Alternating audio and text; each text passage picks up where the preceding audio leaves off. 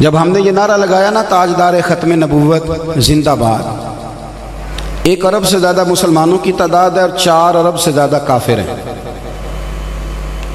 جب آپ یہ نعرہ لگاتے ہیں نا نبی پاک صلی اللہ علیہ وسلم آخری نبی ہیں، تو آپ کو پتہ ہے آپ کی ذمہ داریاں کتنی بڑھ جاتی ہیں۔ اس لیے کہ حضور نے فرمایا بلغ عنی ولو آیا، اب میری ایک آیت لو اور دنیا میں نکل جاؤ۔ پر ہم تو روٹی کمانے نکلے ہوئے ہیں، ہم تو روزی کمانے نکلے ہوئے ہیں، ہمارا تو سٹیٹس بن گیا ہے کہ ہم جب شام کو سوتے ہیں تو پیسے گن کے سوتے ہیں اور سویرے اٹھ کے پھر گننا شروع کر دیتے ہیں کہ شاید رات کو بڑھ گئے ہوں۔ ہمارا تو مزاج بن گیا ہے۔ وہ مقاصد حسنہ جو ایک طبیعت ہوتی تھی مسلمان کی، حضرت ابو ایوب انصاری نبی پاک صلی اللہ علیہ وسلم کے میزبان ہیں، مدینے کے رہنے والے، انہیں پتہ ہے مدینے میں مرنے کا بڑا ثواب ہے، پر ان کا مزار ترکی میں ہے۔ حضرت سعد بن ابی وقاص جانتے تھے کہ مدینے میں جس کا انتقال ہوگا نبی پاک سفارش کریں گے، پر وہ چائنا میں لیٹے ہوئے ہیں۔ حضرت بلال حبشی سے بڑا کون عاشق کے رسول ہوگا؟ پر وہ ملک کے شام میں ہیں، وہ گلی گلی گئے، وہ نگر نگر گئے۔ داتا گنج بخش علی حجویری سید زادے تھے، شہزادے تھے، اور داتا صاحب فرماتے ہیں کہ میں نے پتے کھا کے بھی گزارا کیا، میں نے محنت کی، مزدوروں کی طرح دین کا کام کیا۔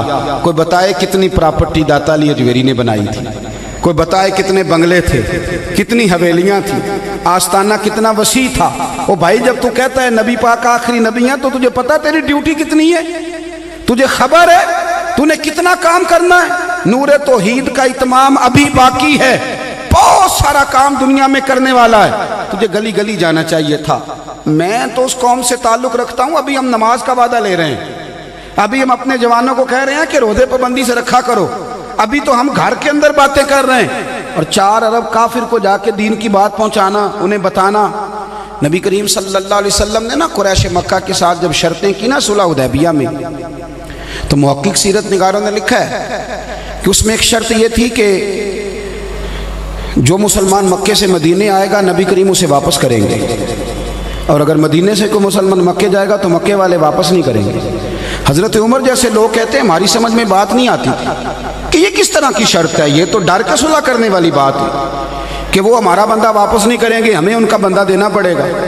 تو حضرت عمر کہتے ہیں مجھے بڑا جلال آیا اس پر، میں نے حضرت صدیق اکبر سے بھی بات کی، جذبہ جہاد میرا عروج پہ تھا، میں نے حضور کی بارگاہ میں جا کے بھی عرض کیا، پر حضور مجھے فرمانے لگے عمر چپ کر، میں اللہ کا رسول ہوں، مرضی سے بات نہیں کرتا، جو رب حکم دیتا ہے وہی کہتا ہوں۔ تو حضرت عمر کہتے ہیں میری سمجھ میں نہیں آتا تھا، لیکن پھر سب سے زیادہ فائدہ نا اسلام کو اسی شرط نے دیا۔ کیوں بھلا؟ سنیں، اس لیے کہ جو مسلمان مکے سے آتا تھا مدینے، اسے خبر تھی کہ حضور ہمیں رکھیں گے نہیں، وعدہ کیا نبی پاک۔ اب وہ واپس اس لیے نہیں جاتا تھا کہ مکے والے ماریں گے، وہ کیا کرتے تھے، وہ کسی تیسری جگہ ڈیرا لگاتے تھے، اور جس شہر میں جا کے بیٹھتے تھے سارے کا سارا شہر ہی مسلمان ہو جاتا تھا، اور کچھ ایسی جگہوں پہ جا کے بیٹھے کہ جہاں فوجی دستے بن گئے، کفار کے لیے مشکلات پیدا ہو گئی۔ وہ کام جو جہاں بیٹھے، جس مقام پہ بیٹھے، انہوں نے دین کی بات کی، انہوں نے دین کا پیغام دیا۔ حضرت عمر فاروق رضی اللہ تعالیٰ عنہ فرماتے ہیں بعد میں مجھے سمجھ آئی کہ جتنا کام اس شرط نے کیا ہے کسی اور شرط نے نہیں کیا۔ صاحبو دین کی بات آپ یقین کریں، جب ہم دیکھتے ہیں نا کہ 5% مسلمان صحیح قرآن پاک پڑھنا جانتے ہیں، تو میں کہتا ہوں یہ ختم نبوت والی آیت کیسے پڑھیں گے، یہ جواب کیسے دیں گے مرزائی کو، قادیانی سے بات کیسے کریں گے؟ جتنا آپ شاندار نعرہ لگاتے ہیں، آپ کو تو بہت ساری حدیثیں اب تک یاد ہونی چاہیے، بہت سارا کلام عقلی نقلی آپ کی سمجھ میں ہونا چاہیے، آپ کو پتہ چلنا چاہیے۔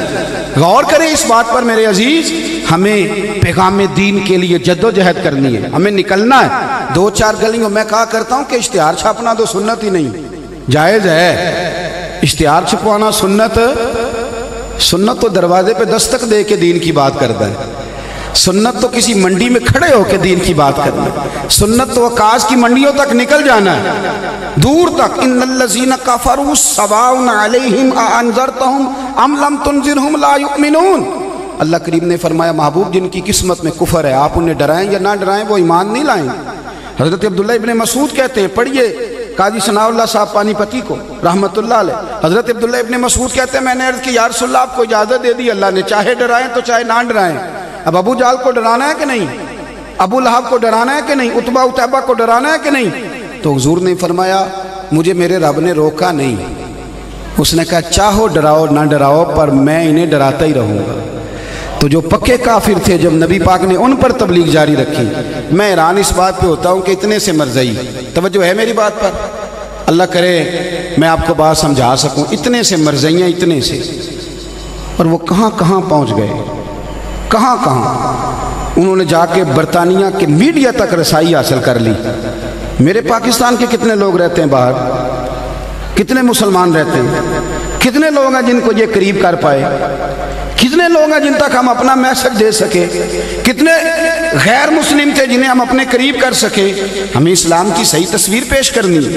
میں اکثر کہتا ہوں کہ ابھی تو ہماری ساری مسجدوں میں کنز الایمان قرآن پاک ہی موجود نہیں، وہی ابھی موجود نہیں، ہمارے بچے اس کا مطالعہ نہیں کر پاتے۔ ہمیں تھوڑا سمجھنا ہے، شعور پیدا کرنا ہے، آگے کی طرف بڑھنا ہے۔ دو باتیں آپ کی خدمت میں عرض کی ہیں، ایک تو ذرا بھی ان لوگوں کی بات کبھی نہ سنیں، یہ مزاج ہی نہ بنائے کہ کسی بد عقیدہ اور بد مذہب کی بات سننی۔ اور دوسرا، جب آپ نے کہا کہ حضور آخری نبی ہیں، پھر آپ کو دین کے لیے آگے بڑھنا ہے، دعا کرتا ہوں میرا مالک میرے ان دوستوں کی کوشش کو قبول فرمائے، اللہ تعالی ہمیں محبوب کا وفادار رکھے اور وفا میں موت عطا کرے۔ آخر دعوانا الحمدللہ رب العالمین۔